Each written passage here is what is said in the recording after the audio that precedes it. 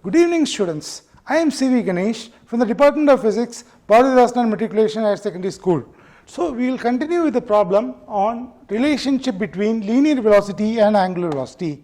So, I am going to talk about V is equal to R omega. So, this is the relationship we are seeing. So, I am going to draw a linear equation. So, this is my distance x. This is from time t is equal to 0 to time t is equal to t, tf. So, this is the distance x. So, from point A to B. In a linear motion, we will have velocity v is equal to ab by tf minus t0 is equal to x divided by t. So, this is the linear relationship. So, when I am going to travel along a curve from A to B, so this has got a change in the linear dimension to angular dimension. So, I need what is known as the radius, and I need to know an angle theta.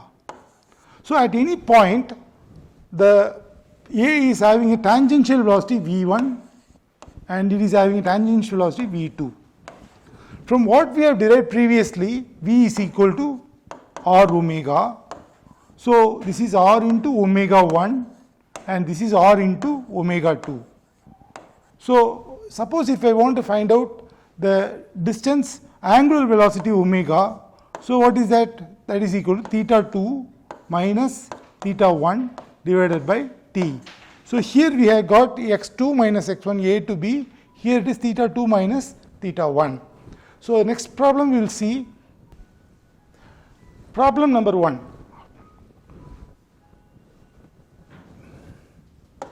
So, the seconds hand of a watch has a length of 6 centimeter. So, we have the length of a seconds watch, that is equal to 6, L is given as 6 centimeters. So, please understand the point. So, we are having a circle, So, the distance is going to be perpendicular between them, means second hand. So, angle is 90 degree. So, we want to find out the magnitude of the difference in the velocities v1 and v2, different magnitude and the difference in velocities, speed of end point and the magnitude of difference at two perpendicular points. So, first thing what we need to know is what is omega. Omega is equal to 2 pi by t. 2 pi n, 2 pi n is omega, or it is equal to 2 pi by t. So, time is how much? 60 seconds, make one. So, it becomes 2 into pi by 30 is the angular velocity of the minute hand. So, what is your V? V is equal to L into omega. So, it is equal to 6 into pi by 30, that is equal to pi by 5. So, the end velocity is what? Pi by 5 radians centimeters per second. So, we have found out the first half of the problem where the length is 6 centimeter and we need to find out the linear velocity. We calculated omega, omega is equal to 2 pi n by 60.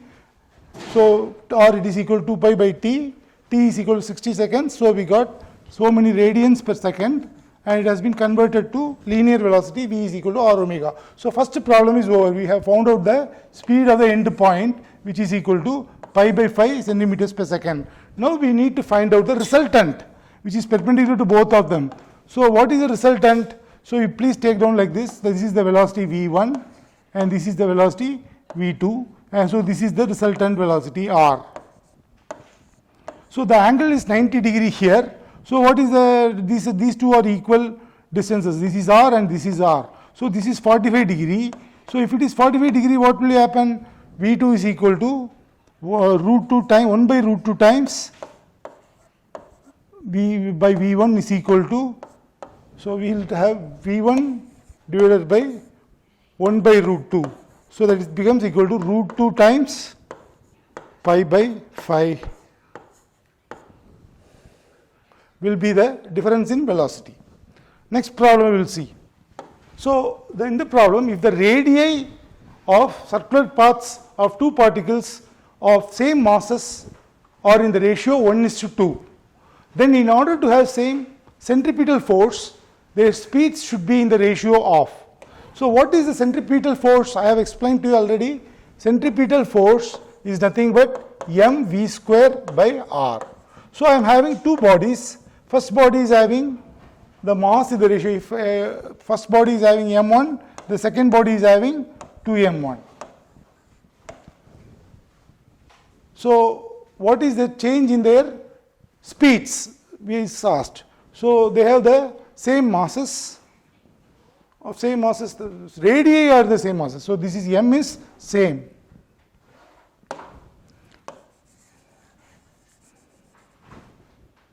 M1 is the same, but the radii is the ratio R1 is equals to 2R1.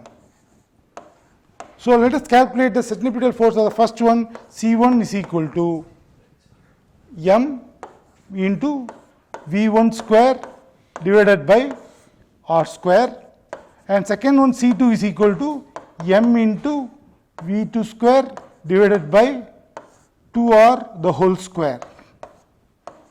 So now we want to find out the ratio of the speed. So V2 by V1 is equal to R1 R square divided by R square divided by 4 V R square. So V2 by V1 is equal to 1:2, since you have to take the square. So I am going to wind up with this class and I am going to go for the next session. So let's see the. Thank you very much for patiently listening. If you have any doubts or queries, you can email it to us or come in contact and consult us. Thank you.